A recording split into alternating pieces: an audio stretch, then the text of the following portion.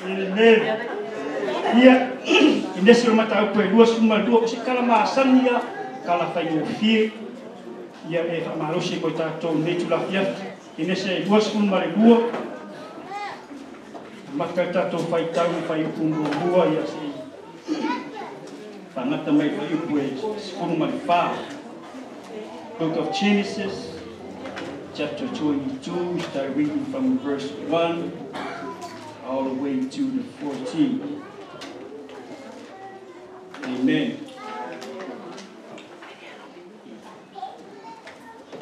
Ia fai o maua tatu fai tau fatasi mai ai I ia.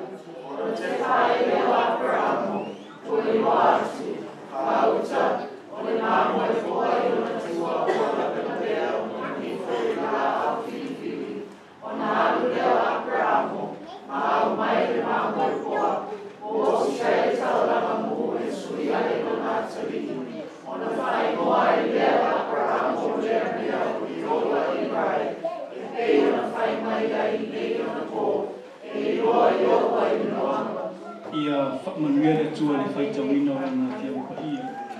Mato saui te mai, mato te whaalongoloi la ua whia o ngā whaui. Ia ule ie ma mea whenga luenga wana o se tangata, wana o se lefu lea o ngā. O tūla i te mai o te wala au le mana lua ngā pa ia. Whonga oe mo I mātou le ne tūla whiawhia e nā tia le tangata I loa kunda ata mwasa. Mātou wala au a umal nei la unga, o le vi ima i atu i ati oe, ai atu mau pēa i ati mātou lau whaunga, pono o Yesu. Amen. O le whai upo e lima, nāre a maua mai eise manatu i apo se au tū mo i tātou ka whiawhi whapelo na whaitawina. Tali atu ia i nei, male a sini, a au male tama, ma te o e tāpuai, i le mātou e toe whoi mai, Yate o dua. Praise God. O te fia tala noa ma o fia whaatawaina le upule o le tāpua. Worship. Amen. Mai le kenese mua o I le fatu a mention ai le upule o le tāpua. O le worship. Pe iau na tātou whaalongo le telo teini Ngana aunga o le tusia ke lese tele mea na mua I loa le tusi lea. O I na whatu a mente I le upule o le tāpuai. O le tala na tātou maasani, ma tātou I loa, na tātou whaitawina le tele o teimi, tātou te whaalongo ai fo I le tele o whaila aunga, le ngata I lea o whatu ai le tele o pese, pe pese ai le tele o tangata, lungo o TV pe a tātou whaalongo longo, Esi lea tala mānaia. Ese le mānaia o le tala lea ia Abrahamo, le fwoi o whaangasolo i aile mato tala noanga I le tulanga o le aonga susa. Amen. E o te fia tala noa ia te oele nei tula fiafi I le upule o le tātua. A ta uloa le tātua I e paundele no mawhauwhau o le roki. Tele fwoi la winga tofu fo I tātou mawinga o le tāpoinga. Amen. Na langa leo se upu fau. Na tātou lolotu, le ngato isi tāpoinga, tātou whaolaina matu ina atu o tātou o langa I le atua, tātou te whaalongo langa I upu leo le tāpua. O e tāpua. Amen. Matu te oe ni vii, o whae le teme te sau te whalisa, o lewa e loa le winga o le upu le tāpua. Ai o isi winga na unofo mo ka ili ai whapea the feeling or expression of reverence and adoration for a deity. Amen. O la ngona po o le whaalia o le ni ngao ma le whawhetai isi atua. O winga I o le tangata tāpua. E whaali atu I le atua lo whaalo aulo. Lo mi ngao e sau mai le roto e whaalo atu ai lo whaalo alo ma lo whawhetai I le atua. Pe au no whai atu e tofu le tangata ma le winga o le e wha winga e pe wha upu ai le winga o le tāpua. O lesi winga o le show reverence and adoration for a deity. O le whaalia o le whaaloalo ma le whaamemelo o le mi ngao ma le whawhetai I le atua. Amen. Na langa so se taimi tātou teo mai ai e tāpuai, o le manatu o le toa tele, o le pese o le tāpuai. Le ai, o le pese ai o le pese. Music is a music. Music is not a worship. Ai pe o mea I e tātou te whaonga ai, e whahali atu ai o tātou la ngona tāpuai le atua. Pe au na tātou whaalongo I lana auaunga, au a tātou te whaalango le pese wa o le teimi, e le anga ai le pese, a o le teimi e whaale e tonu ai le team, ua le anga lau tātou ai.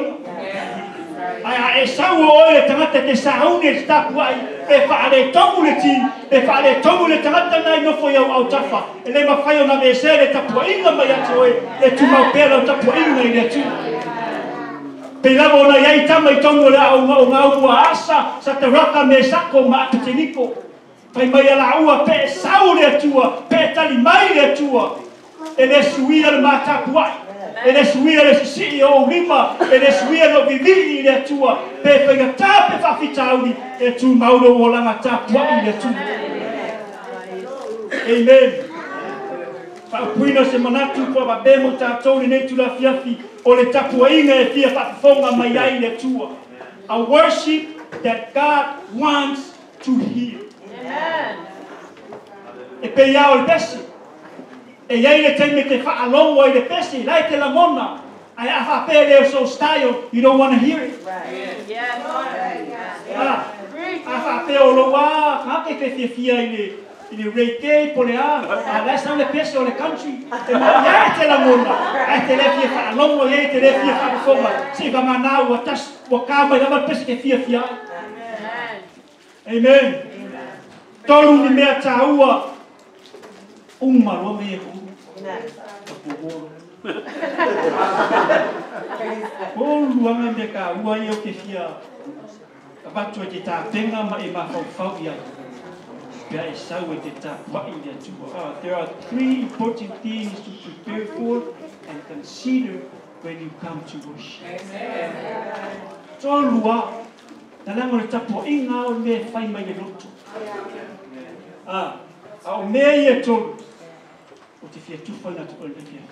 Fai mai na peta laire tua ia Abramo. Ia e avelo watani o isa ako. O le pele ia ti oe e te alofa ia o ifoi le konto ata ua ile upole o le i le ngata inga konto ata ua ile upole tapuai ai o ifoi le konto a mention upole o amen ma na ia le tali na tali ia Abramo le tua e mai Abramo me wa talai le tua ia Abramo mai Abramo ha une here I am. O se tali matatia is a wonderful answer. O se tali matautia ma fai ma fata te inga ia te tātou o le tangata ua ola le whaatua tua tātou te tali ia tua pe au le tende wala au mai. Amen. Ina ua tali Abramo i le tali o le tangata ua sauni a o oina. Ua sauni e usita. Amen. You know, Watali Abramo, here I am. He ready to be taught. He ready to obey. He ready to surrender. He ready to act minded by God. O tangata wa sauni a oina. O tangata wa sauni o foi atu o ia ile atu. Amen. E ai le temina. Fai ai le the interview malesung fa thing no fa perto ia ona le tu e pau volunteer me fa sai ona ngana ru mai do walanga na o ina ia e sai a cha ona tum ia cha pau volunteer e sip ia lo mucho ele ma fai mo ngana e fa sai no ngana sku poi fa tu mo ia o mai tu PSC o le va ia ma le tu amen ai o te au na ai sea na rango winga i o le tangata o le teime te saua te tapuai o foi na atu o i le tua o hau le nei mo e sauni e te au na sauni e te usitani sauni e te ngalue po a lawa whapita haule ngā ruenga. Sauni e ngalue mo le tu. Amen. Praise the Lord. Amen. Ai mai uno wa malama le tae au. Wala po Abraham. Wa ta pena kofi. O le maangai o le tala lea. E lei whaatali Abraham o se ianu le mongo. O le mea te le aina au e maangai e whai ai le tau. Amen. Ai fai mai wala Abraham i le tae au ua tāpenga. O le tapu inga, o le mea tāpenga mai le whai. O le tapu inga o le mea tāpenga ma maua. E ke le whakani se ia e sau ka penga whai. E le e se kengi whakau sau te tapu i le tua le tua whai. E ke le ala ange ka o Jesusa, ka korono, e ka miki. E ai, e kei loa mai lea sumafua, e maki fai nei a fia, koe ka penga morisi aso sa. E ke ka penga i aso uma. E meni, e nei fai atu lea tua i anau au ma whaakali au ki ka fia, ma i mau kako whawhia, se whika whawhia ngai, e fai kako whai o Christ, lako oi le bongo ka penga whawhia. E ka penga mo mau. Ia lea tua. Ai e no ofa mai tolu aso le sāwaringa, ai no wai lo atu e for amor me fai ele tauranga o lai e mamau e ese fo ia vingo le tua te le loi le tua por ane le yonga le fai apuramo na o lo ko ku le fale ngai fai ora kauna a o leo wa fa asino e apuramo e no fo fai ai le tauranga leo wa alu sabani ko luaso ai ko ku apuramo e va aia e mamao ale me Amen. Na langa na te fotofoina e apuramo le ia le tua apuramo te mata e toi su e fai mai foi abelo wakali foi mamau le misa bali le nega le fai o sikuolo praise God me tau le memo mua ina ua fai atu apramo fatali atu nei o au male tama e mate o e tapai mate toi foi mai ona ola ia ne fai mai ona fa ela ia ne apramo o fa fie fai mai wa fa e ia isa o le mea mua mafau i lona alofa. Praise God. Fai mai ua whae e aper amo i whawhie. E ua whae e ia isa ako e le make sense. Sa kau o ngā ame e ia o ia o le tamā. A lewa ame e aper amo. Fai mai ua whae e ia isa ako o le ata leo ke wiso na ia tau ame e ia lona sa tau. O le whawhie e osi ai le tauranga. Amene. Tato mafau i lona alofa. Na langa na tato mafau i le tau. Wina mai e le tuolo na alo pisi Yesu Keriso. E osi le tauranga na ave e ia. Na amua e ia lona sa tau le aingai. O le saua o e te tapuai. E amua e oe lo sa tau. Praise God. Mafau i lona alofa. Na langa o i lena maua i tatou le olo. O ina tatou maua ai le alofa mai le tua aisa na awina mai o hia le tamai mamoe. Mo le tauranga e suia i tatou. Amen. Praise God. Whaftai le tua ina wa whainga na tatou tapua. Taimi o le whenga inga tuai na o tangata sa le vi. Sa lato ma whaio na whaia tauranga. Le ase la ngona pe whapea o le whainga fo i le whai tatou taura. Tatou te o mai tatou tutu i whafu. Ai sauna kako whai au rosi tauranga. Tatou more atu. Praise God. Ai whawhetai a Yesu Keriso i lona maniu mo i tatou na ia amo inga lona sa tau ua tala i le avanoa tatou te sa oloto ai tatou te tapua i atu i le atu. Na lango oe amau o sa le via le atu. Amen. Praise God. Ua tatou sa loto, ua tatou free, tatou te tapuai, ma tatou osi tauranga i le atu. Leo ua tau sango ia sa ngama mafutanga sa motusia. Le taulanga na osia i tulanga o manu. A leo was au mai e le atua, le tamai mamoe, e sui ai tatou. Praise God. Whaftai le atua ona o fuafuanga le atua. Ele i o ai le limo a puramu na isa. Na leanga o folfolanga le tua whai mai le tui a puramu. O lau whanau e manu i aile la tua. Ele ai se folfolanga le tui a puramu. O lau whanau e ola aile la tua. Ana i ai se folfolanga po se fitalenga whapena le tua. E o tisa. Langa e saunia le tua. Le tangata e ola i le lana. Ua i loe le tua e le oti ia i isako wa ana oti i isako e le ole au ngai mari o Yesu. Praise God. Ai o fuafuanga ia le tua. Na i loe le tua e saunia i ese tangata. Le taulanga mo tatu. Amen. Amen. O le melo na lua. O mea ia na alu mapuramu. Ele ia vea e apuramu ia isa. O le mea mua o le afi. O le anganga pa ia. Amen. Amen. Tatou te mana o mia lo na anganga. Tatou te mana o mia le anganga pa ia o le atu. Te loe a tāpenga mai ai la sama fua te alangi i tai au le tua.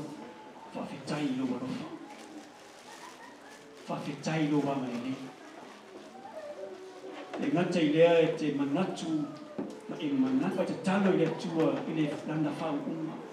Nga lang ale ai lea nganga o le atua, ale ai lea nganga pa ia, e whaifua tātou mautau. Pole mā ngai o le pesi, pole mā ngai o lau alanga, pole leu tele, ai ale ai lea nganga o le atua, e lea o lau. Nga langa e le teimi e te alon wā sui lau manganga. Alon wā sui lau alanga. Te loina o ta penga I ta pungi o mana tua ai I le tamā ia whia. E le sui ala ni alanga. Amen. Amen. Whakua sui ngei ale leo feeling au ona. O le mawhainga alanga. Ai mai ai la makanga o le loku. Uma le loku. Amen. Hallelujah. Praise God. E le suia. E hei sa sosa e sa weko inga kua fiu e a kilo o lai mo whamai kua e se leo. Kai mi uma e whaalongo le leo o le neita mā. E le ngata I aso sa, aso lulu, so se te me iai feeling ei e la ngona lo na leo. A tono tato te leo inoa, o le meo I ese meo mawhatia ai, pe iste se isi o ranga whangau, ai leo suia lo na leo. Amen. E le peo le longa tua, e le maua mai loa le mana oa New Zealand, kiwe koe whaalongo longo, o le longa si leo. Ai whawhetai a wia nga wau, sa ire ne mata upu no maliu, ia la le ia tamā, o te mana tua I. Praise God. O le au nanga ma le tapua inga I le tua, e le whai e sola mo. O mele tatu te mana o lia I le nganga o le tua, pe o mai whaingata, pe o mai whakitau, e le suia la palanga. Amen. Mele no ai, le alanga o le tangata o lo iai le nganga o le tua. Tu uia le whakitau ni, e tio le male atua. Tu uia whaingata, e tio le male atua. Ai tapuai oe ia, tapuai male fia I le atua, e langa te tali tonu mai whātua tua, e tali le atua I lo mana onga. Praise God. Mana tua le atua. Tato mana tua le ngā pa ia. Amen. Amen. E langa ese tato ma whengo tato tapuai. E eire te me te sauai, e tutu, e manatu natu le tui manona. E langa peo manatu I tātou, na o le tangata o le te whaalongo e alanga, o le tangata o le tapuai. Na o le tangata te whaalongo o le leo ke langa pese, e ke loa ai tangata o le tapuai. Ai a o le ke me te ba ai e se tangata o le tutu o mai whamele ia, wale katuai ia laka maka. Wale kua langa me whenua. Ai ngai o le tua, e se tatu tapu. Amen. E aile te me te tapu e le tua I lo roto. E peo hanga whai, mai uko te spai o whawhine o mori no roto, e le eise upuna na mo. Praise God. A o mai le nganga pa ia o le tua I ate oe, e pole a le tapu a inga, ai o le tapu a inga o le me sau le roto. E whamanuia I le tua I lo tapu a inga. Praise God. Awa te wa ai fua oi le tangata lo ia auta. Tapua I oi le atua. I vi I oi le atua. Amen. Tato te mana o lia lona nganga pa ia. Ina wa umanga luenga Yesu Keriso, wa whai atu I ono so o te alu, ai au ina mai atu tōni tangata e peia o apu. Amen. O te alu au te au ina mai le isi pe soasoani e peia o apu. Na te whaianga luenga, leana o whai. E pe soasoani ia te o tau, e whaia onga ia te o tau, e wha manatu ia te o tau. Praise God. Yesu le fine Samaria. Oe tapuai ia te le tua e tauna tapuai lea. I le nganga ma le wha maoni. A le ai le nganga o le tua o le tatu tapuai inga whaifua le tatu mafutaka. A le ai se nganga e tonu nei lotu. Ma I mau le teimi o te nofu ai. Ma I mau le teimi o te sau ai. Whawhetai nisi o mori mau. Sa ratu la gona le nganga o le tua. ilo rato mata yo tato tapo inga aisha lago tapo inga le ina ngamo le tua e mo moli sa vali le tangata fa longo e mo moli sa vali tangata na te boli mawi ai la ye ngamo le tua le ngamo le tua le na mo boli yo rato to le sa vali ma mau le mea na yai ana mo moli le ngamo le tua aisha na lana na tato tapo ai mali ngamo le tua amen. Sa tatou tapua I male anganga o le atua. Pau le tatou mea o le tatou tatalo I le atua I le anganga pa ia, o ia na te momori. I loto manganga o e whaalongolongo. Praise God. Telefo ia o teimi, tatou te langona o lona anganga, pia tatou whaalongolongo I pesi. Whaalongolongo I nisi o la unga. Tatou te langona I le anganga o le atua. Amen. O lota I talea ka alu ngā luenga, ki le pesa. Ta te whaalongo ngā lue mai o lona nganga le atua e istei me langona ai, e malini o male o tia o I mata aisia, na langa o leo ngā lue mai le nganga o le atua. Amen. E leo le la osu. E leo le eba eba. Amen. Praise God. I fia inoa ia tano loku. Le liki o ia sa la ia ke le pe se fulu e tano lo ku na o pesia ma na ia ai fie lo la le visio ia pe se pa wai le rata se te ta rata o le reggae o le country and all that amen o le memu lea ia sa ia atu o le ngaifi o le polo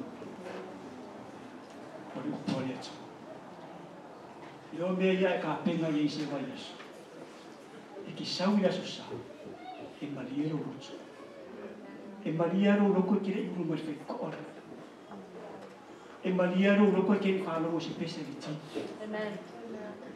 e mariero roko pia e lewa aile whai whi au pua ai se na ngai ka penga I nei atu. Praise the Lord. Ta penga I luna lofa. Ma fau luna lofa e ki ala mai le kai au e ki ngofo lunga e tatalo le atua whaakitai luna lofa. Le lofa lenga maua lunga I sa taulo. Sa taulo sa ia tau aveina. Nanga na au ina mai le atua. E amu ai o eo sa taulo. Auangi avea I uso. Auangi avea I isi. E amo o ilo sa tau. No sa po eke ka po I maluka Yesu. E amo o ilo sa tau. O eke a velo sa tau e amo o ilo sa maa polo tina. Na kona e amo o ilo nga o hala. Amen. E amo o ilo sa tau. Meno manu. A o na e ta penga ma e ma fau fau le ngano le tua Yesu. E ma bia atu tonu. Pia o fai atu. A o na e sa. Eke ma bia. E mea e sau wai no ka vale te whaalongo le malia o lo roto ma le ngā alala o lo tangata na e ka penga I nei. O le meno wa lua le upu le ale atu. Mea fo inga kako whaalongo I le tai au. Amen. A o e ka penga I nei atu. Ma nei ai. Pe ke sau wa ke whaalongo aku le si tiko lai whai me ka ukala. E ke lea whahinga. Ua malia kokoro na no mei o lo ngā rofa o lo ngā nganga pa wala na upua pe ke ala me kai au pe kasi se whai upu ke whai kauro ua lava lungai ave I aso atu pe ke alu whero ka vale ua vave wa e ala ua vave rau keine ke kakalo aku le ka vale ua lava ma koina e malia atu tuana atu. Praise God. E whai mo whai aku mea ia aku whaano soko Yesu. Uma aso uma. O mea konga ka penga ia tu amu. Ili ka penga ia tu amu o. Ili ka penga ma mau ia tu amu. Amen. Ipe koe ska kai ka penga I whafu. O mai loi whafu ingi o asilo mo. Kura I oro. Ko e longo le ka ko le kapo. Buka pue ngai ka penga mai ka pue o. Ka mai pa ka penga mai ka pue. Ku ni. Ta belum makan ni tahu ku ka pue.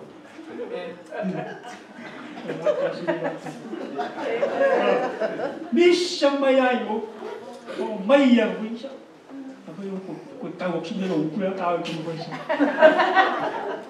Amen. Kita dapat tengah cara juga. Kita dapat tengah kita kan pun.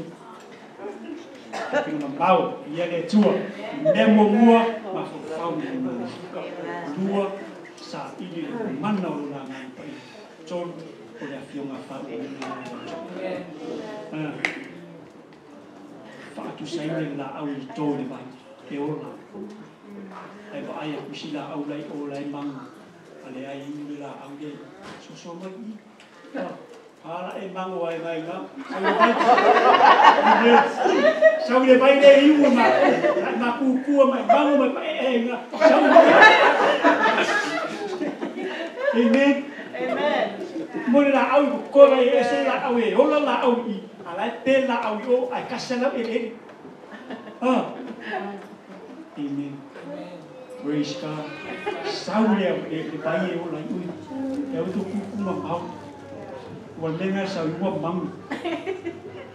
Fiu e koe lua aku a. Papia ma balola o la sa mi ki te te.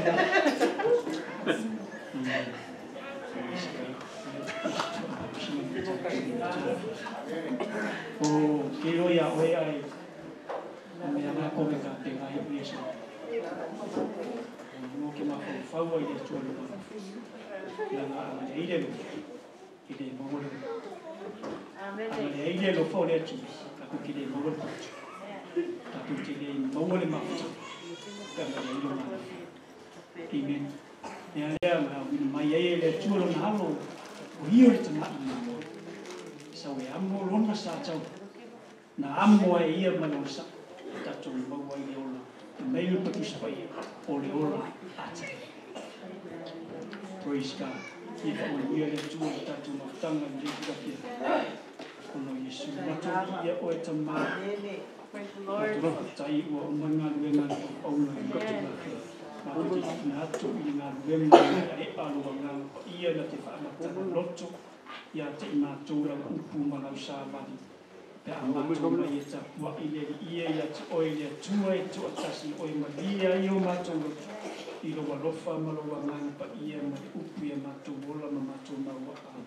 Ono o Yesu a matu wole matu wala au tu. Amen ma amen.